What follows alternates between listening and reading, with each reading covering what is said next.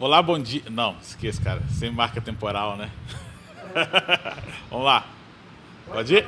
Olá, mais uma vez. Seja bem-vindo aqui ao nosso canal. Gostaria de agradecer ao prestígio que você tem nos dado. Eu gostaria desde já convidar você que ainda não é inscrito aqui para se inscrever no nosso canal, compartilhar isso, curtir esse vídeo. Vai nos ajudar bastante. Nós somos muito agradecidos.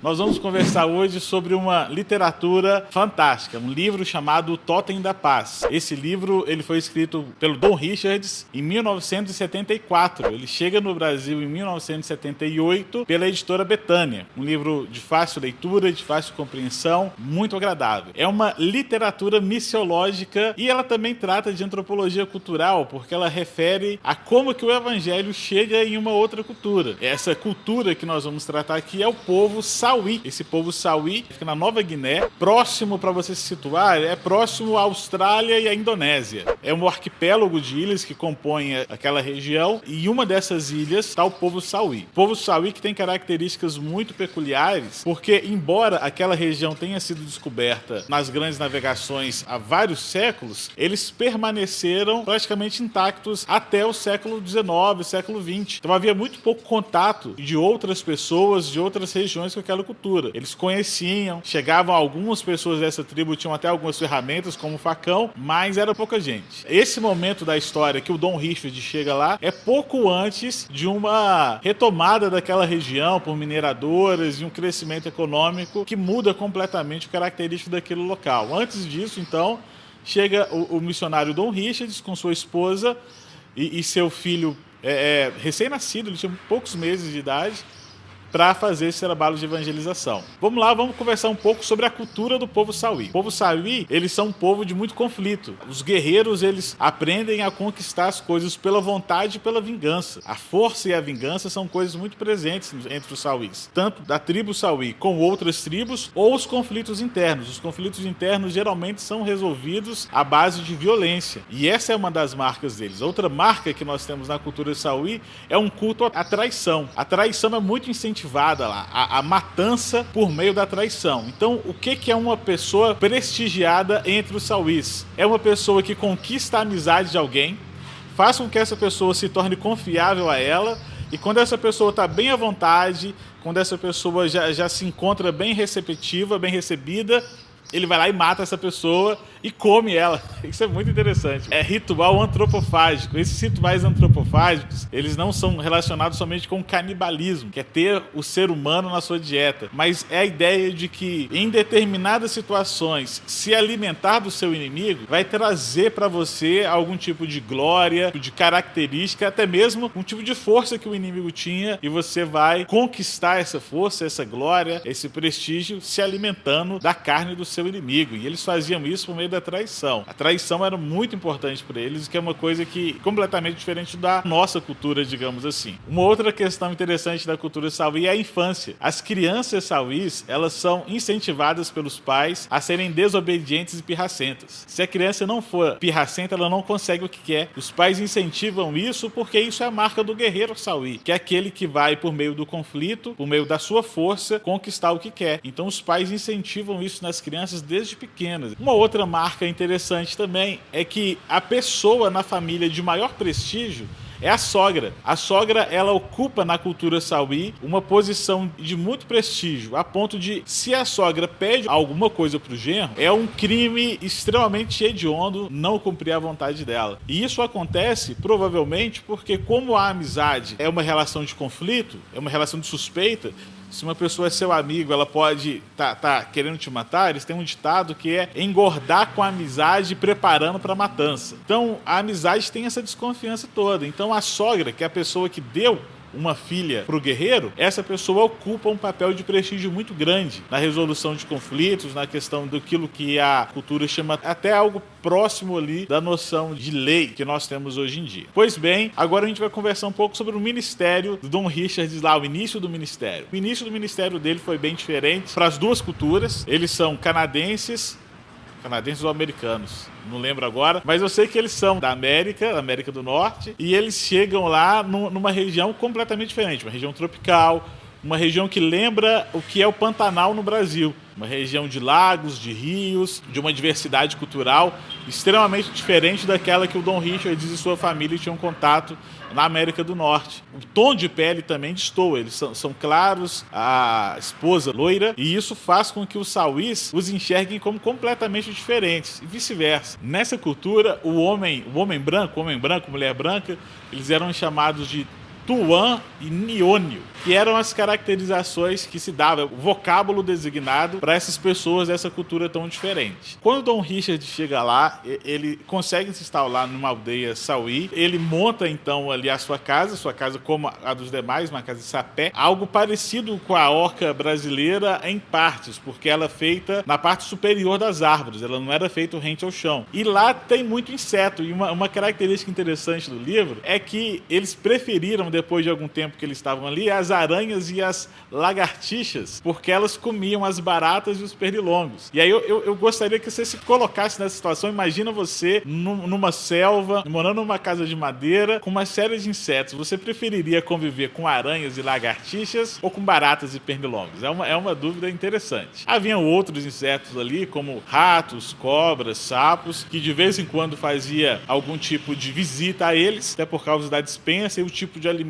que eles tinham, diferente dos outros alimentos. Uma curiosidade sobre esse encontro cultural é que quando os sauís viram aquela família diferente comendo macarrão, eles achavam que eles comiam miolos, cérebro humano, e aí o cérebro eles associaram ali uma sopa de macarrão. Falaram assim, nossa, esse pessoal que veio aqui de fora é realmente diferente, eles comem cérebro humano. Outra questão do choque cultural é que eles não conheciam sabão. Primeira vez que eles viram sabão, eles ficaram assim maravilhados, e luz, como a luz ali de uma lamparina de querosene ou a luz de uma lanterna. Eles chegavam a considerar os tuans, esses homens brancos, como deuses por causa disso. A possibilidade de manter uma luz à noite como a de uma lanterna, ou a de usar produtos como sabão em pó, o sabonete, faziam com que eles tinham, nessa visão precoce dessa outra cultura, a imagem daquele povo ali como um povo superior, até mesmo imortal. Pois bem, a pregação do evangelho ali acontece da seguinte maneira. No primeiro momento foi um tremendo fracasso. E foi um fracasso porque como a cultura sauí valoriza muito a traição, então o principal personagem na história de Jesus era o Judas. O Judas para os sauís, no primeiro momento, se tornou o grande herói, porque ele conseguiu ficar com Jesus por 3 anos e depois traí-lo. Isso para eles era uma marca de vitória, de sucesso.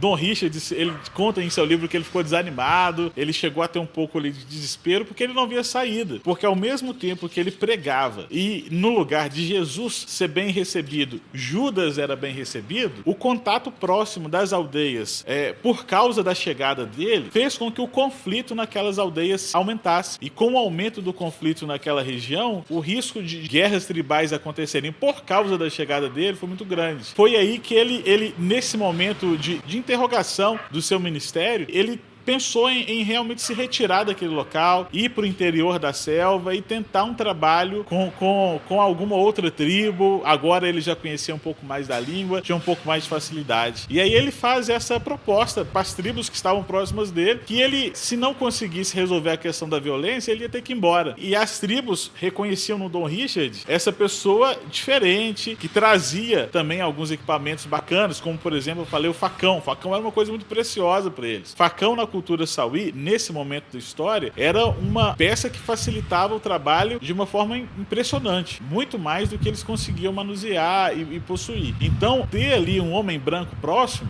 era também ter algumas facilidades que eles foram aprendendo, como por exemplo o anzol para pescar, uma linha de pesca. Isso tudo facilitava a vida indígena naquele local, digamos assim, a vida tribal, digamos assim. Então, ter aquele homem branco e sua família por perto era bom. Nesse momento, acontece uma reviravolta que Dom Richard e ninguém esperava. Eles decidem fazer um acordo de paz para manter a família do Dom Richard próximo a eles. E esse acordo de paz é feito da seguinte maneira.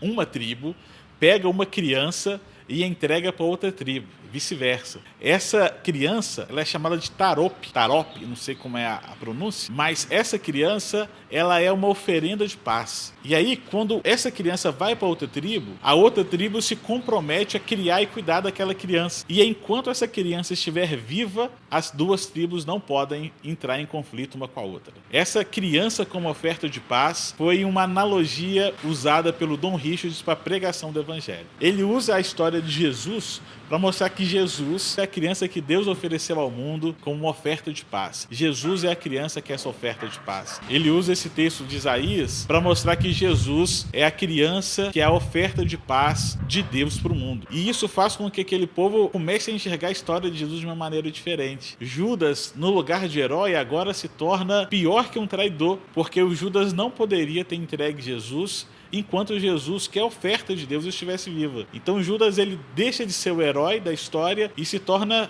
uma pessoa muito distante, muito negativa na narrativa. Com isso, meus irmãos, nós temos o primeiro avanço da pregação do Evangelho ali naquela cultura. As primeiras conversões acontecem um pouco depois, que é quando algumas pessoas da tribo presenciam um acidente que aconteceu com Dom Richards e sua família no rio. O rio Cronquel, se eu não me engano é esse o nome, coberto por jacarés, eles caem ali no rio da sua canoa e aí eles passam a presenciar como que eles confiaram em Deus naquela circunstância. O filho chegou a se afogar, quase morre, foi uma situação desesperadora, mas mesmo assim eles confiaram em Deus. E quando as pessoas da tribo viram aquilo, alguns disseram que queriam entregar a sua fé a esse novo Deus, deixar de ter a confiança nos espíritos, principalmente os espíritos do rio e da floresta, e passar a confiar agora nesse novo Deus. Essas primeiras conversões abriram a porta para uma outra cosmovisão na tribo, que é uma visão a partir da ótica de um Deus criador de tudo. Isso, meus irmãos, para aquela tribo era um desafio muito grande, porque você estava dizendo o seguinte: eu abandono os deuses passados, eu abandono os espíritos para acreditar em Deus. Isso significa que você poderia ter, naquela fé deles, uma desavença desses espíritos em relação a você, que poderia trazer sérios problemas. Então, o desafio de fé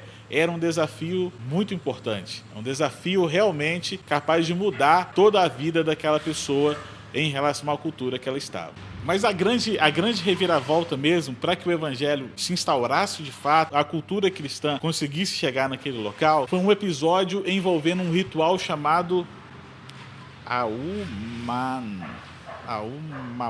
Foi um ritual chamado Aumamai. Esse ritual é o seguinte: a feiticeira ou o feiticeiro da tribo tinha a capacidade de ver pelos espíritos quando a vida de alguém deixava o corpo. Teve um episódio de um rapaz que estava doente e ele ainda respirando, ainda com pulso, mas a feiticeira disse que ela viu, segundo os espíritos, que a alma dele havia deixado o corpo, o que significava que mesmo ele respirando, mesmo ele tendo pulso, ele poderia ser enterrado, ele deveria ser enterrado. Quando Dom Richards e sua família presenciam esse ritual, eles falam assim: não, ele ainda está vivo. E eles fazem um desafio, dizendo que se o espírito tivesse certo, aquele rapaz morreria. Mas se Jesus estivesse certo, aquele rapaz voltaria a conversar e a falar normalmente. O interessante disso, meus irmãos, é que esse desafio de fé não foi simplesmente uma situação de entregar um comprimido ou um remédio para aquela pessoa. Ele realmente estava uma doença terminal, um tipo de pneumonia que não se tinha como tratar com a medicina da época e com os recursos que ele tinha na época. Mas ele cria que se aquele rapaz voltasse, o nome de Jesus seria glorificado. E essa história, meus irmãos, dura 6 dias. Eles querendo enterrar aquele rapaz e o Dom Richard segurando o rapaz para que ele não fosse enterrado, até que na noite do 5º dia eles fazem o seguinte desafio: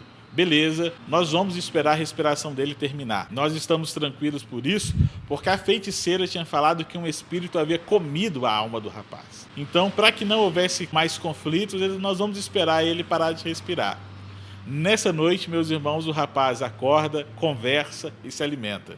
E isso foi um golpe fantástico na cultura daquele local, essa cultura da crença nos espíritos. Isso mostrou que o nome de Jesus prevaleceu sobre aquela crença. E isso fez com que as pessoas começassem a enxergar Deus de uma outra forma. Não como o Deus do Tuan, o Deus dessa outra cultura, o Deus do homem branco. Eles começaram a enxergar o Deus que interferia na vida deles. E é por meio dessa história que as conversões começam a acontecer naquele local. Além disso, eles tinham uma outra tradição de que a vida eterna retornaria à tribo quando um povo da além das montanhas trouxesse uma determinada mensagem. E essa mensagem eles entenderam que era o Evangelho. E que a vida eterna não é a vida do corpo deles, mas a vida no céu. Agora o Espírito Santo nasce em nosso coração e depois, quando esse corpo se desfizer, nós retornaremos a Deus e viveremos com Ele. Então essa tradição de que a vida eterna retornaria, esse mito, eles entenderam o cumprimento desse mito através da pregação do Evangelho. Depois disso tem uma reviravolta do governo, o governo da Indonésia, no caso, que passa a assumir o governo que antes estava na mão da Holanda. Isso traz uma reviravolta muito grande em toda aquela região, mas nesse momento o Evangelho já tinha sido pregado, já estava se espalhando ali entre os sauís. Isso foi muito interessante, foi muito bacana. Eu convido você a fazer a leitura desse livro, vale muito a pena. Aqui é só mesmo um panorama resumido de como a cultura cristã chegou nesse outro local, não destruindo ali a sua maneira de viver, mas agregando outras situações